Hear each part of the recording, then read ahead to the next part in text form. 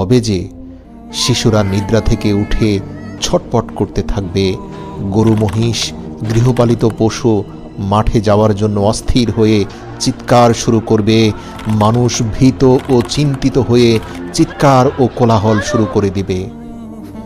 অবশেষে 3 অথবা 4 দিবারাত্রি সমান সময় অতিবাহিত হওয়ার পর পশ্চিম দিক হতে সূর্য উদয় হবে।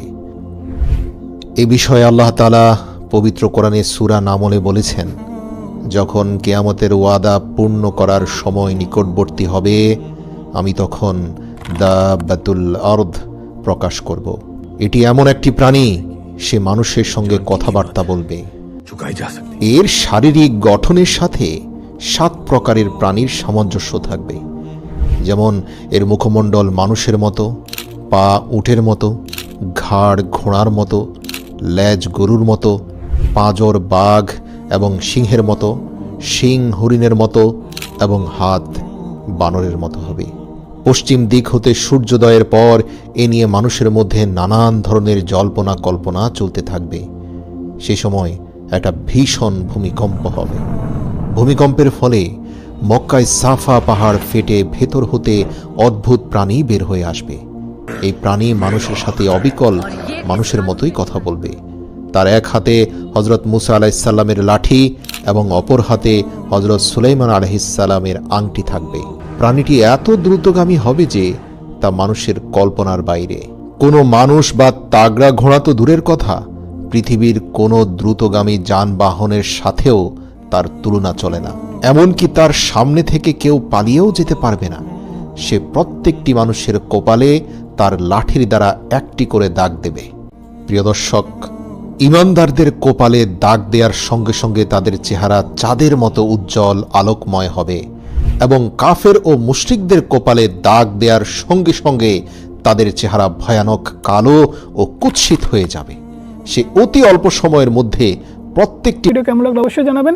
যদি উপকৃত হয়ে থাকেন অবশ্যই চ্যানেলটি সাবস্ক্রাইব করতে পারেন। মানুষের কপালে একটি করে দাগ দিয়ে যাবে, যার ফলে দুনিয়ার যাবতীয় মানুষ ঈমানদার ও বেঈমান এই দুটি শ্রেণীতে বিভক্ত হয়ে যাবে। মূলত এ ঘটনাটি পৃথিবীতে দক্ষিণা সেই মৃদু বাতাস আসার পূর্বে ঘটবে। এরপরের ঘটনা তো আমরা জানি। দক্ষিণ দিক হতে বায়ু প্রবাহিত হয়ে দাব্বাতুল আরদ যাদের কপালে ঈমানদার লিখে গিয়েছিল, যাদের চেহারা নুরানি হয়ে গিয়েছিল, দক্ষিণা বাতাসে এরা প্রত্যেকে যন্ত্রণায় ছটপট করতে করতে এই ভয়ঙ্কর পৃথিবী থেকে শান্তিপূর্ণভাবে বিদায় নেবে। তাদের মৃত্যুর কিছুদিন পর সেই আবার দক্ষিণ দিক থেকেই একটি অগ্নিকুণ্ড মানুষের দিকে এগিয়ে এসে মানুষকে দৌড়তে থাকবে।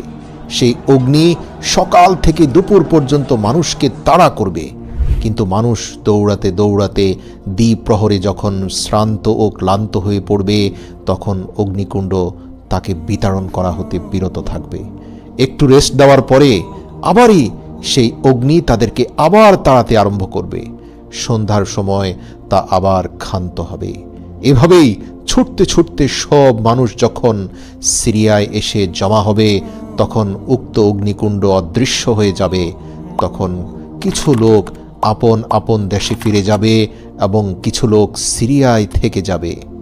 প্রিয় দর্শক, আমি পূর্বেই বলেছি, কিয়ামতের পূর্বে সিরিয়া হবে পৃথিবীতে নিঃশ্বাস ফেলার, শান্তিতে থাকার একমাত্র জায়গা, যা বর্তমান সময়ের প্রেক্ষাপটে আপনি হয়তো কল্পনাও করতে পারবেন না।